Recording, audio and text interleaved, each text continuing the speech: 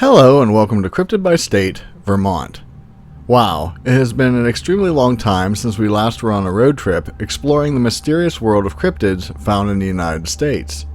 This video marks the 41st entry in our Cryptid by State series. After today's entry, we only have 9 more states to visit. As such, with my recent time constraints in my job, I'm going to be having to change my schedule up a little bit. This more than likely means that I'll probably be only able to make 1 video a month, but that does fit with how this series runs anyway. Regardless, the bus is already warmed up and we are ready to go. So climb aboard as we are leaving our previous location of Wyoming and heading to the Green Mountain State, which is Vermont. Vermont has a long history with people inhabiting the area since 7000 BC. These people consisted of many native tribes, including the Mohican, Abenaki, Sokoke, Kawasuks, and later the Mohawks. In 1647, French explorer Samuel de Champlain claimed Lake Champlain and also gave the area the name of Vermont, which means Green Mountain. As you may assume, this name later gave way to the name of the state. The area around Lake Champlain was now considered part of New France, and the first English settlement was established there in 1666. Not long after this, various British settlements were established in many locations in the area of Vermont. Following their loss in the French and Indian War, France gave control of all their lands to the British with the 1763 Treaty of Paris. Following this, 3 colonies made claim to owning the area based on different decrees. The province of Massachusetts Bay stated that they owned it from the 1629 charter of the Massachusetts Bay Colony. The province of New York claimed it was from a land grant from the Duke of York in 1664. The province of New Hampshire claimed it was given to them by King George II in 1740. Much of the land that we know as Vermont originally started by land grants provided by the governor of New Hampshire. The dispute over who owned what, including those who possessed land grants, created quite a legal battle, along with bloody wars over control. On January 15, 1777, the land was considered an independent republic and became known as the Vermont Republic. However, for the first 6 months of its existence, it was known as New Connecticut. The name was then agreed upon to be called Vermont, and by July 4, 1777, the first Vermont Constitution was drafted. The Republic of Vermont continued to govern itself until March 4, 1791, when it became the 14th state to join the Union, and the first to do so after the original 13 colonies. Through its history, Vermont has had a few different flags that were considered official. However, the one that we see today was adopted on June 1, 1923. It is a fairly common design where it is simply the state seal in the center of a blue background. The Great Seal was designed around 1778 by Ira Allen, the brother of Ethan Allen, and he was one of the founders of Vermont, as well as a leader of the Green Mountain Boys who fought during the Revolutionary War. At the top is the depiction of a deer, which stands for the state's ample wildlife. In the center is a large pine tree, which symbolizes the vast forests. Behind the tree is the famed landmark of the Green Mountains. Surrounding the tree is 3 sheaves of wheat and a single cow, which represents agriculture and dairy production. The seal has what is called pine needle supporters around it, and they symbolize the pine branches soldiers wore during the Battle of Plattsburgh. Directly underneath the seal is a ribbon with the state's name and the motto of freedom and unity. What is interesting is that originally the seal also depicted the lakes of the area, but for some reason that has been omitted. Alright, so let's see what cryptids call this state home. Starting off our quest into the unknown, I would like to look at a few cryptids that are said to fly about. In the early 1900s, residents of Berkshire and Richford were frightened to leave their homes due to a creature simply called the Awful. Descriptions varied drastically, with earlier reports saying it looked like a griffin, while most others appear to describe a pterosaur of some type. The first known sighting came from 2 sawmill workers from Richford as they walked to their job. As they started to cross the Main Street Bridge, they were shocked to see an incredibly large beast perched on the rooftop of the Boatwright building. It was said to have a 20-foot wingspan, gray skin, a long snake-like tail, and giant talons that could easily wrap around a milk jug.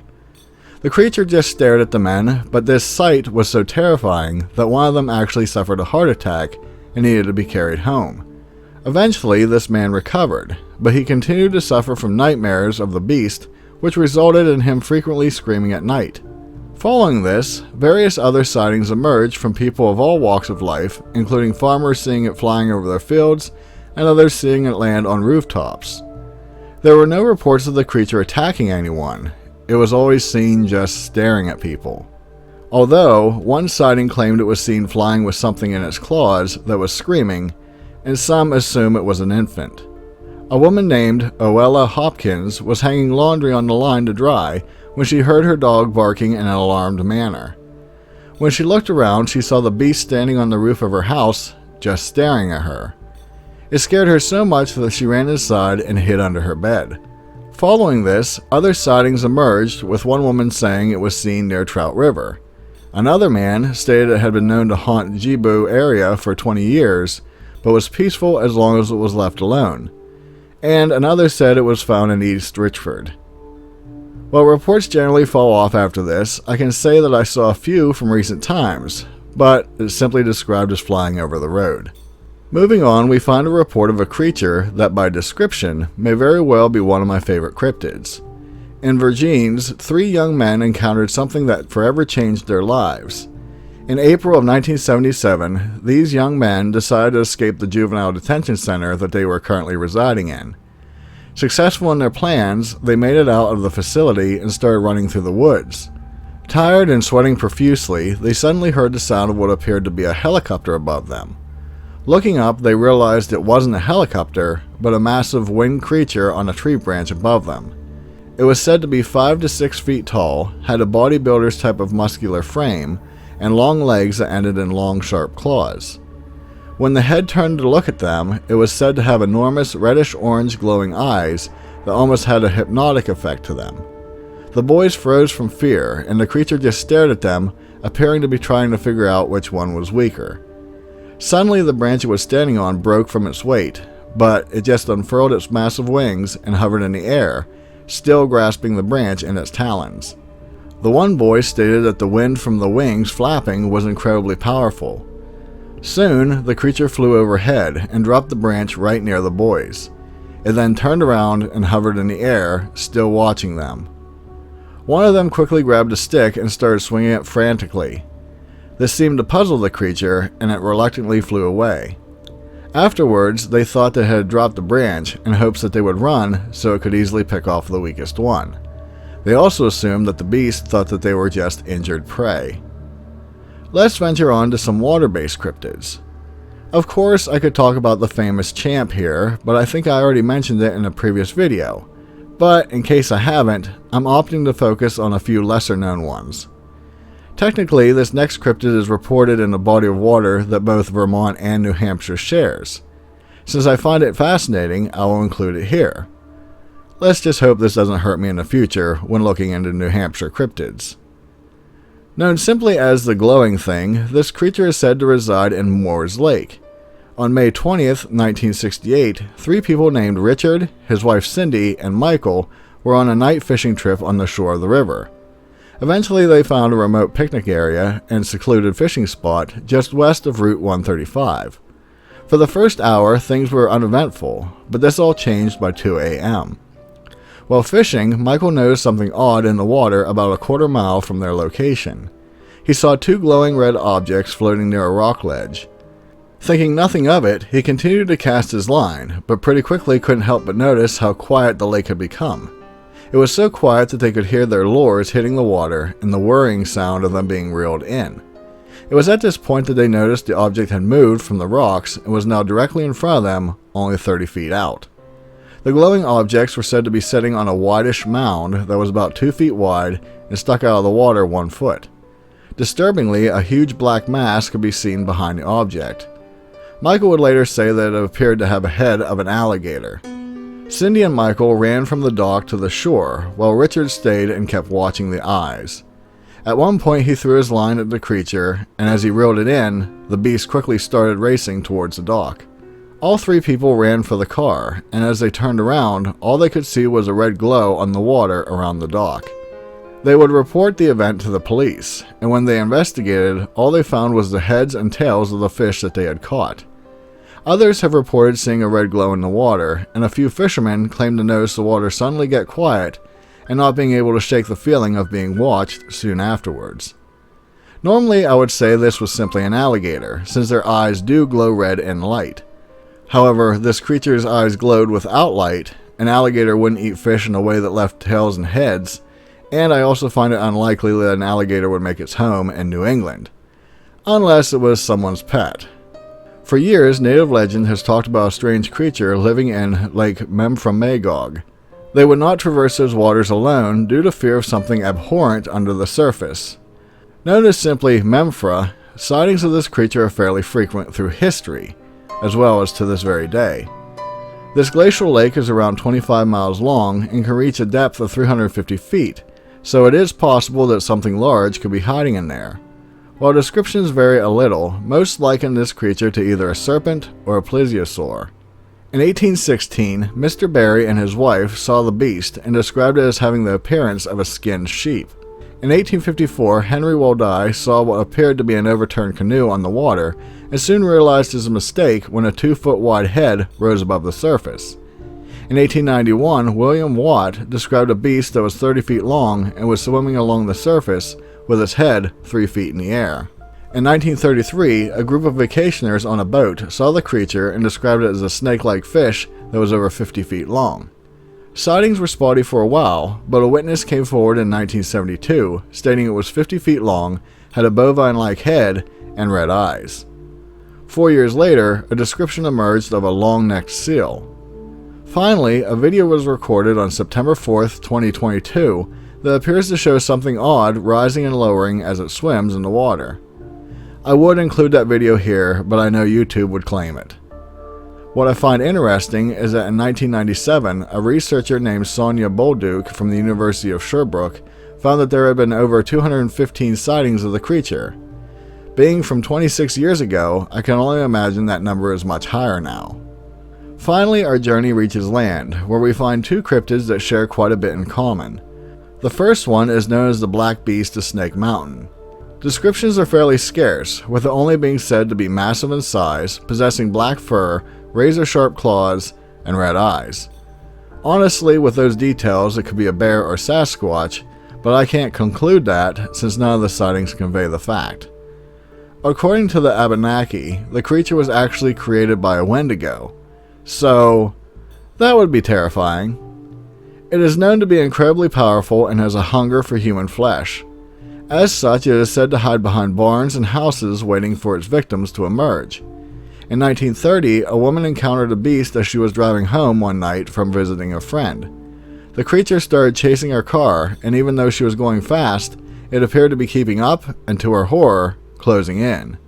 Scared out of her mind, she quickly pulled into the first farm that she saw. With this, the beast jumped on top of the car and started slashing its long claws at the roof. The woman did the only thing she could, and that was continuously honk the horn. This sound brought the farmer and his family out of their house and onto the porch. They turned the floodlights on, and the woman took that moment to make a break for the residents. At the sight of the beast, the men ran inside and grabbed their guns, but when they returned, the creature had vanished. Not that their weapons would do any good, since other sightings claimed that the beast would jump out of trees at people, and when shot, the bullets wouldn't faze it. In fact, they appeared to go right through, and the creature would simply vanish into thin air. The second one is a very short excerpt, but it is known as the Densmore Hill Monster. In 1763, near the area of Hartland, a farmer named Thomas Rood encountered a tragic incident. While out in the fields with his wife, he saw a giant creature which he described as a massive, slithering, bear-sized monster approach near his wife's location. Within an instant, the beast grabbed up his wife and took her off into the forest. Thomas chased after, but it appeared to vanish from sight. He couldn't even hear the sound of something crashing through the woods, nor any screams from his wife. This event devastated Thomas, and not long after, without going into detail due to YouTube and some of my younger viewers, let's just say he decided it was more than he could take. As usual, I couldn't talk in depth about every cryptid found in this state, so I'll briefly mention them here as honorable mentions. Vermont has various Bigfoot sightings, with one being named the Bennington Monster. The other is found in the area of Craftsbury, and it is called the Gunyak. It was seen in 1978, and what is interesting is that rumors state the body of the creature was found and sent to the University of Vermont. Another weird one is simply known as the Wood Devil, although I am not sure if it exactly fits into the Bigfoot category. They are 7 feet tall, extremely thin, and have spines protruding out of their long gray fur. They are said to be able to hide behind trees if necessary. I won't go into this too much more since they are primarily a New Hampshire cryptid. I saw reference to dogmen being spotted in the area, but not much detail was found. This, as well as black panthers, have been reported also. Thunderbirds are known to fly about and have been talked about by the native tribes for years. The next one is a water cryptid, but it wasn't included in the main part of the video due to the brevity of information. But there is, or should I say, a lake serpent in Willoughby Lake. On August 14, 1868, a news article states that the serpent had been killed by a boy using a sickle. When the body was measured, it was around 23 feet long. Then, in 1986, Audrey Bessie and her mother reportedly saw a massive creature with 3 humps swimming in the water. I want to include a funny one that is found in old legends, and it is known as the Wampahoofus. It is said to be extinct, but it was a boar-deer hybrid that made its home in Mount Mansfield. They also were known as side-hill gougers, and had a very peculiar behavior. They would only traverse the mountain in a particular fashion. The males would walk clockwise, and the females would go counterclockwise. Due to their habitat, one of the sets of legs were shorter than the other, so they could easily stand upright on rough terrain. It is said that they eventually died out when their shorter legs grew so short that they could no longer move, which meant they couldn't mate. A famous local legend from Northfield is that of the Pigman. The lore is fitting for this video since everything was said to take place on October 30th of 1951, the same day I'm making this video. A 17-year-old boy named Sam Harris went out to cause trouble and never returned. Since that time, a human-like entity with the head of a pig has tormented the locals every Hallows Eve. I can't call this a cryptid, since most claim it is simply a naked man wearing a pig's head as a mask. Not only that, but in reading the quote-unquote sightings, it fits perfectly in with urban legends. Even so, I wanted to at least mention it since I also love urban legends. I will mention that there is legend of a mischievous bear named Old Slippery Skin. It enjoyed playing pranks on humans, and it got its name for managing to evade every trap set for it. While I love this story and encourage you to look it up, it really isn't a cryptid either, since it's just a rather smart bear. If it was real. As I end this, I hope you enjoyed hearing everything about this state, be it the history, flag, and lore. I always try to give as much information as possible to adequately give a complete story and to do each state justice. This is normally the point where I mention about voting for the next state, but with only 9 left, that picture has become quite clear. However, you can still vote since it could make a difference with a few of them. If you haven't yet done so, do please consider subscribing to my channel for more content like this. Also, it would be greatly appreciated if you share my videos with someone you know who may enjoy this type of genre. With that, be safe, and I'll see you in the next one. Later!